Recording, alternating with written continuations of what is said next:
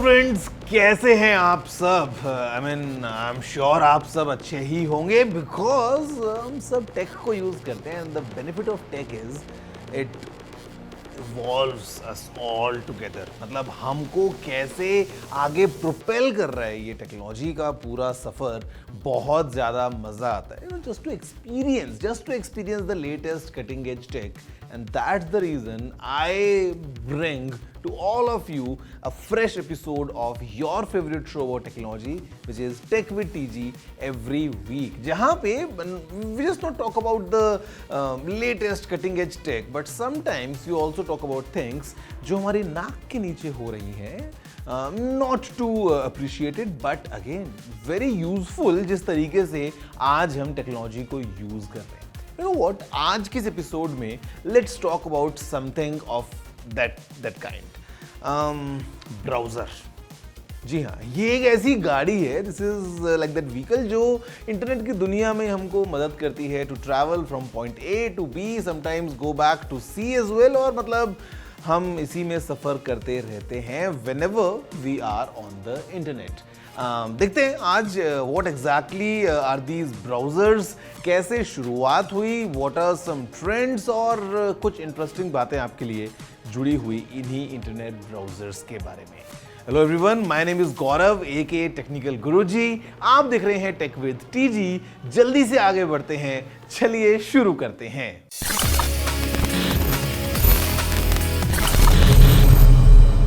Friend, it's very obvious कि मेरे को आपको बताना नहीं पड़ेगा what exactly is an internet browser. हम सभी जानते हैं, हम सभी उनको यूज करते हैं and the numbers speak for themselves, because आज की डेट में हो सकता है आप अपने फोन में एप्स को रखते हैं, yes, because we all have smartphones now, but then again there are many people who do all their things inside a browser window. तो basically think of it like as a portal, और ये आपके लिए एक अलग दुनिया खोल देता है वर्ल्ड वाइड वेब की, जी हाँ, इंटरनेट की। And the browsers are really popular all across the globe right now and the numbers speak for themselves. To show how far we've come in the computer and internet की journey as a species, overall computers की growth को observe करना is a great starting point. Computers and उनकी applications की capabilities के jump and improvement का एक बहुत अच्छा indicator is the small chart from W3 Schools that shows the exponential growth in computer speeds. This is measured in the number of instructions that the computer could process in a second, and do notice the bit size also has been increasing with each generational jump, so to speak. So 1941 में Z3, जिसे इन अ वे पहला electrical computer माना जाता है, of course ENIAC was the first wholesome and complete unit, but Z3 की अपनी contributions हैं. So with a 4-bit per instruction size, the Z3 in 1941 could do 5 instructions per second. ENIAC in 1945 doubled the bits per instruction size and increased the instruction per second का figure by a factor of 1000. So 5000 instructions per second at 8 bits per instruction. And by 2020, with 128 bits in each instruction, हम 5 billion instructions per second तक पहुंच चुके हैं. The internet is a huge contributor to this growth. जैसे जैसे world connect होता गया, छोटा होता गया, कंप्यूटर्स की usage, demands and thereby growth increase होती गई है। इनफैक्ट जितना इंटरनेट एक्सेस इजी होता गया है, उतना यूसेज ग्रो होता गया है। Look at this chart that shows desktop versus mobile internet usage. Mobile का growth is very much because of the ease of connectivity जो वो लाए हैं. But let's quantify this growth. As per various statistics, as of December 2023, there are 5.3 billion monthly active internet users. This is very close to the sum population of the top 10 most populous countries in the world right now. And जो fact आपको और भी ज़्यादा surprise करेगा वो है ये कि the leading browser, Google का Chrome, accounts for more than 65% of this market, यानी लगभग 3.46 बिलियन लोग सिर्फ Google Chrome ही यूज करते हैं। पर इस स्टोरी को थोड़ी देर बाद देखते हैं। No friends, मिलियंस और बिलियंस की ये सारी बातें तो ठीक हैं, but just a quick question, क्या करें इन सबकी शुरुआत कहां से हुई? You know what? It's not that long ago because अभी भी कल की ही बात लगती है, because it was in 1950s कि जो कंप्यूटर्स हैं वो एक कैलकुलेटर जितने लगभग स्मार्ट थे, but then we are moving quite fast. जैसे हमारे पास में आगे चलते हुए ट्रांजिस्टर्स वगैरह आए and things moved really fast. We got ARPANET in 1969 और उसके बाद द एंटायर रिवोल्यूशन बिगन। मतलब it was the idea of sir Tim Berners Lee कि कैसे नेटवर्क के साथ हम फाइल्स को अगर जोड़ दें so we can host a website, और उसके बाद this complete सिलसिला of all these browsers, well, it never stopped. 1993 में Mosaic बन गया Mozilla Firefox, 1994 में आया Netscape Navigator, and guys, rest is history. Today you all know we can't live without a browser. आप imagine कीजिए आपके पास में एक लैपटॉप है बट वहाँ पे एक ब्राउज़र नहीं है, शायद आप उसको यूज भी ना करें। I mean that's how kind of dependence we have on these browsers. But then the question is कि जब हम किसी ब्राउजर को यूज करते हैं तो we just pretty much type URL और एंटर दबा देते हैं, वेबसाइट खुल जाता है and we just move on with our work. But थोड़ा जानते हैं कि what happens behind the scenes, पर्दे के पीछे क्या होता है while you are using any browser.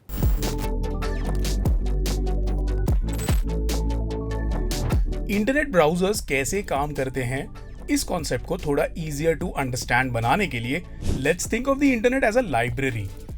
After all that is what the internet is, right? The world's largest and सबसे advanced library, but now visualise it as well. In fact ये एक library भी नहीं है, इसको इमेजिन कीजिए as hundreds and thousands of libraries जो एक दूसरे से कनेक्टेड हैं। अब इमेजिन करें कि आप इसमें से किसी एक लाइब्रेरी में आए looking for a book. Let's say you want to read a book called ndtv.com. This huge library has millions and millions of books, just like one of them is ndtv.com. Somewhere there's a book called gadgets360.com as well. But अब ये book कौन सी library में, किस shelf में, कहाँ रखी है, ये कैसे पता चलेगा?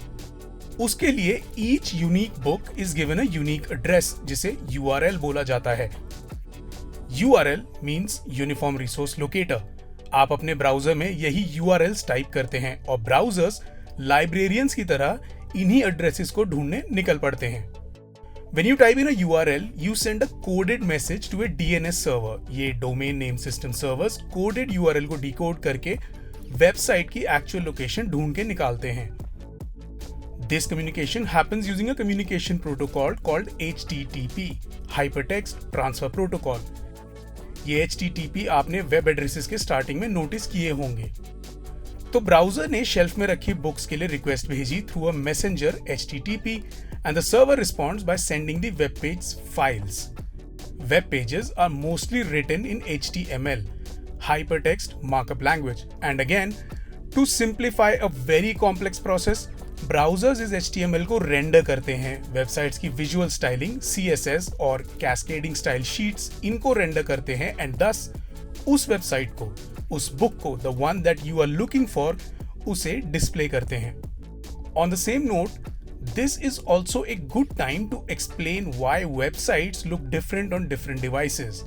While for the longest of times, differences were between a mobile and desktop, but recently काफी टाइम से tablets have also become a category as well. This visual and operational difference is because of the user experience these devices offer. Desktops are larger screens, horizontal, and can be navigated with pinpoint accuracy using tools like mice and trackpads, and that is why the canvas is larger. It is also assumed that desktops are connected to the internet using fixed-line internet, broadband or stable Wi-Fi's, यानी faster speeds. That's why websites can be richer, have heavier text and multimedia experiences.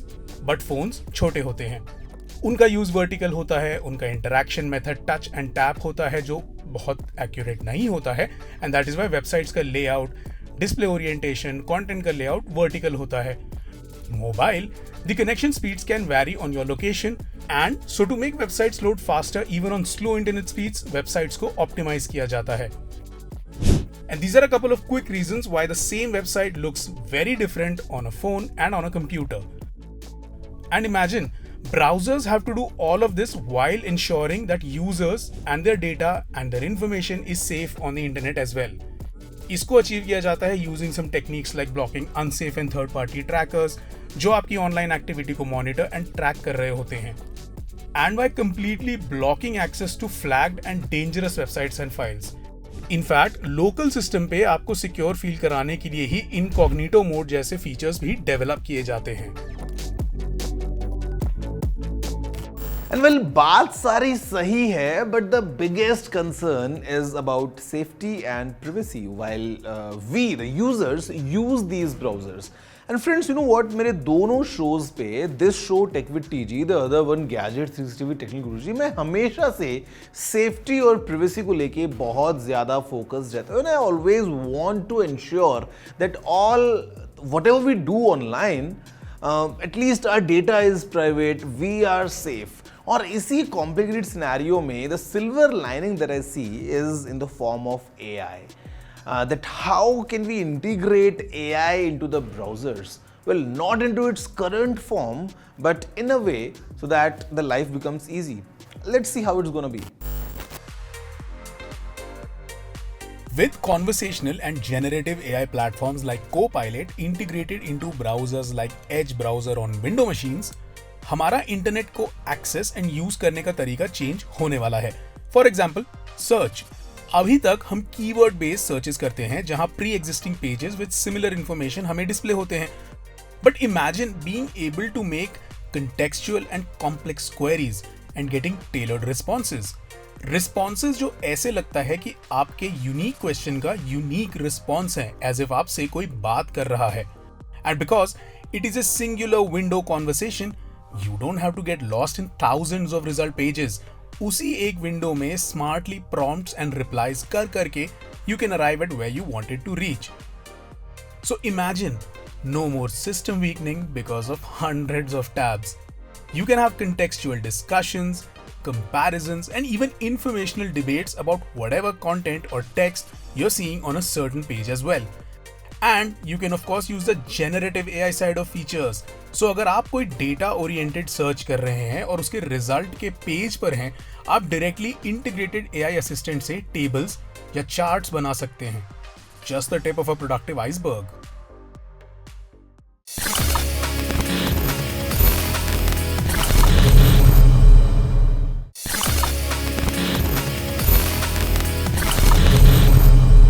Now, hello friends, welcome back after the break to your favorite show Tech with TG. और आज का जो पूरा take का सफर है, it's all about browsers and different kinds of browsers. What exactly browsers do, how do they do what they do, and everything around them.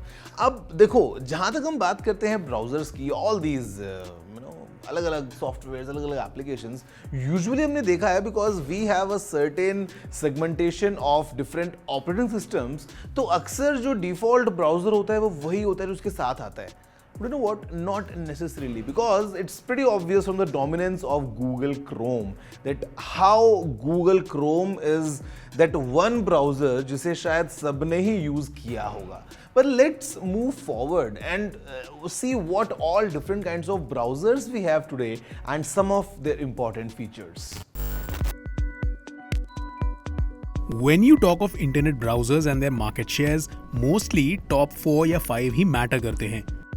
It's simply because Google के Chrome ने अपने मार्केट डोमिनेंस से market को completely askew किया हुआ है.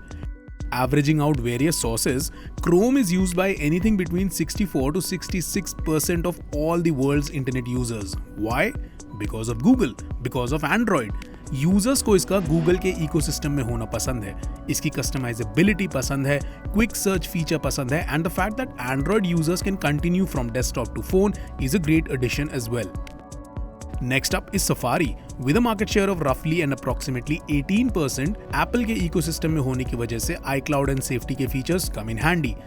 आप इसमें भी extensions add कर सकते हैं. Plus अगर आप Apple के ecosystem में, you can continue your work across devices. Now, even though Microsoft Windows is the dominant operating system, their Edge browser वो market share में third है. वो भी सिर्फ 4 to 5% market share के साथ.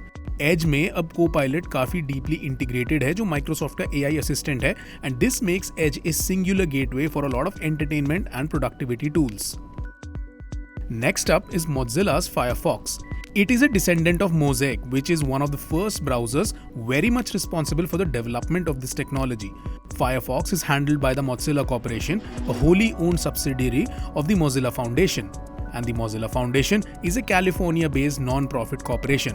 इसका मतलब Firefox का commitment towards private and secure browsing, उनका यूजर्स का phone number and email ID को स्पैमर्स से छुपाना, VPN फंक्शनैलिटीज प्रोवाइड करना and even fake shopping reviews detect करना, all of these features they come from a place of non-profit making motives. So friends, there you have it. Now मुझे नहीं पता that if you saw this episode on your TV screens or you saw this inside a browser window, but whatever the case might be, I'm sure आपको समझ में आया है about what are these browsers, how do they work and कितने सारे अलग-अलग options available हैं suiting all our needs.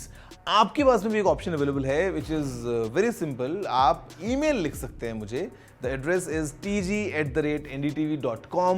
Drop in all your emails. आपके जो भी सवाल सुझाव you have any questions, just ask through. It's tg@ndtv.com. One more time और आप जल्दी से कनेक्ट कर लीजिए so that next week you never know I might answer your query. आपको जिस टॉपिक पे एपिसोड चाहिए क्या पता अगले हफ्ते ही आपको मिल जाए. थोड़ा इंतजार करना पड़ेगा. So just relax, enjoy all your tech while you are keeping your data completely private and secure. Password strong बना के रखिए और इंतजार कीजिए अगले हफ्ते का.